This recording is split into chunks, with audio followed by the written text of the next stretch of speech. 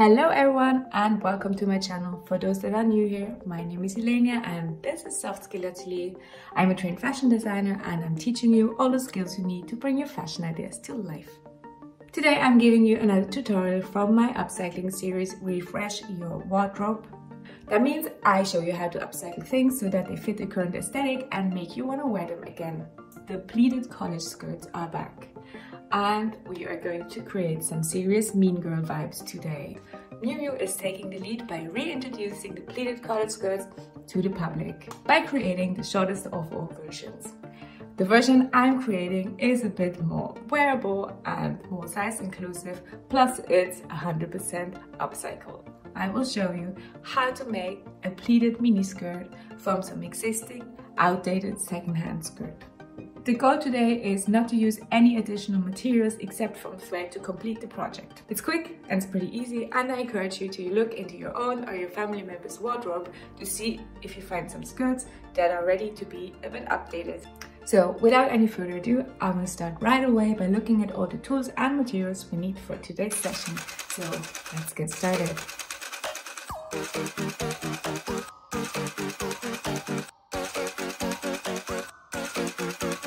We need our vintage skirt, fabric scissors, tape measure, thread, seam ripper or thread clipper, a loop turner, a set square, a lot of pins, additionally a fabric marker, ideally one that disappears with heat, and probably the most important tool today, the iron. This is the skirt I'm gonna work with today. I got the skirt from a thrift store. I made sure it fits me around the waist. If the rest doesn't fit so well, you don't have to worry too much. But be sure it sits well around your waist. Or if you want it to be low rise, you can also get a skirt that is too wide at the waist so you can wear it lower. My skirt had a zipper and a button in the back. I want to keep them intact. It also comes with a lining. I don't have any use for the lining, so I will remove all of it. Therefore, I need to open the waistband because the lining is sewn into the waistband. I carefully take out all the stitches that connect the waistband to the skirt and remove the lining fabric. In my case, all the layers are sewn together with one single seam, so now I need to sew the waistband back to the skirt. Making sure I only connect the outer part of the waistband yet, so I can later attach some belt loops to the waistband before I close it completely. If this is too much information for now, just wait until later. As soon as the waistband is back on, I try on the skirt a second time to decide where exactly I want the pleats of the skirt to begin. Here I thought that specific length would be it, but right after I decided to keep the upper part of the skirt 5 cm shorter and have proportionate longer pleats instead. But this is totally up to everyone's personal taste. The shorter the upper part is, the more A-shaped the skirt will be. Next, I marked a line where I will cut the skirt apart all the way around. Always keeping in mind that there should be an extra centimeter for the seam allowance added to the upper part. On the back, the line collides with the zipper. To prevent the zipper to be cut as well, I disconnect the zipper from the lower part of the skirt. In the top part, the zipper can stay sewn in. And now it's time to cut the skirt in half, all the way around, so that the skirt now is divided in a shorter upper part and a longer lower part. The upper part can for now be set aside for a while. And I continue working on the lower part. I want to use as much as possible from the fabric, so as a next step I release the stitches from the hemline to gain more fabric surface. Also, the seam on the slit in the back will be released so that I end up with one big piece of fabric. Then everything needs to be properly pressed and steamed so that the old creases disappear.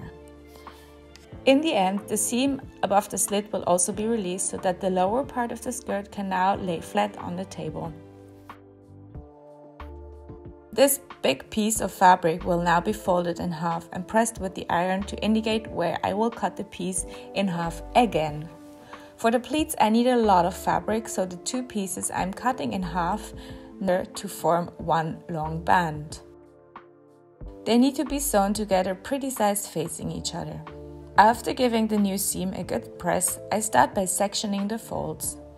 It's always 4 cm, 2 cm, 4 cm and then 2 cm again, repeated all the way through the whole band. Then the fabric needs to be folded and pinned on these marks.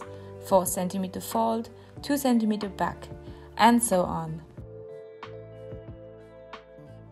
After securing all the pleats individually with pins, I start pressing each pleat.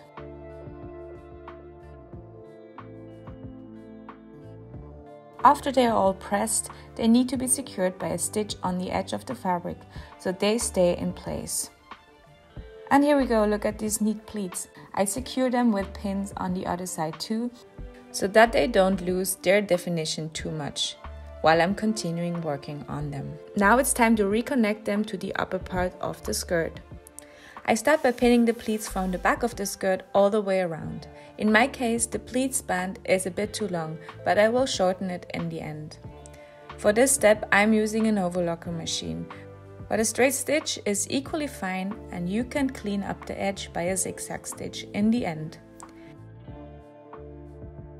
As soon as the two parts are sewn together, I go back to the iron board to press the new seam. The seam allowance should be folded towards the upper part of the skirt and will then later be sewn down with an additional top stitch. Now I'm taking off the extra pins I kept on the ends of the pleats and cut away the excess fabric of the pleated band, making sure they have the same length than the ends of the upper skirt part, including the seam allowance next to the zipper. I am going back to the overlocker to frame the raw edges of the end of the skirt and also the side ends of the pleats to make sure it won't fray. Again, if you don't have an overlocker at hand, just use a zigzag stitch to frame the edges instead. In the next step, I fold up the hem of the skirt by folding up the overlocker part and press it so that it stays up, always making sure that I don't mess with the pleats too much in the process. Going back to the regular sewing machine and top stitching the hemline 0.7 centimeters next to the newly folded hemmed edge. After that, I also top stitch the seam between the upper part and the pleated part. The back seam below the zipper is still open and the end of the zipper is still loose and not connected to the pleated part. That's what I'm going to change now. I fold away the extra fabric on the back and lay the zipper on top of them to secure the zipper with pins. The goal is that the fabric part will be laying so close together that the zipper is actually hidden behind. To make sure this is the case, I will flip the skirt to the right side so that I can already see how well the zipper is positioned. As soon as the zipper is placed well, I will hand sew the zipper into both layers of fabric to make sure they stay on top of each other. I am making tiny stitches so that only a little dot will be visible on the outside, always making sure the dots stay in one straight line. Since the waistband is still open, I am using the opportunity to attach my label to the waistband. What also needs to be done before closing the waistband is preparing the belt loops. I cut stripes that are 1.5 centimeters wide from the fabric that was left from the pleated band. I fold the band the long way and iron the fold into it. Then they are sewn together on a few millimeters next to the cut edge. Now it's time for the loop turner to flip the straps inside out.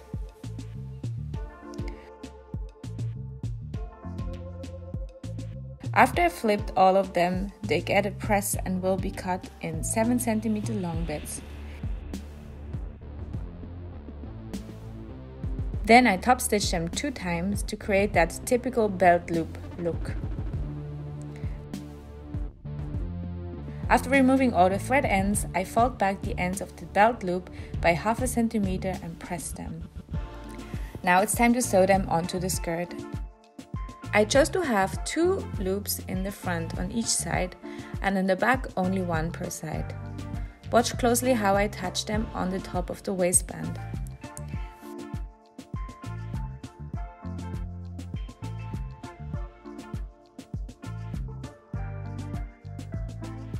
I sew them on while making sure the back side of the waistband will not be affected by sewing over it by accident. As soon as the loops are sewn on the top, I finally start closing the waistband, first with a lot of pins and then with a top stitch from the outside. I prefer to top stitch from the outside because that will be the side that is visible, therefore it needs to look more neat. I sew very closely to the edge and try to sew as even as possible. After I have closed the waistband, I sew on the lower side of the loop as well.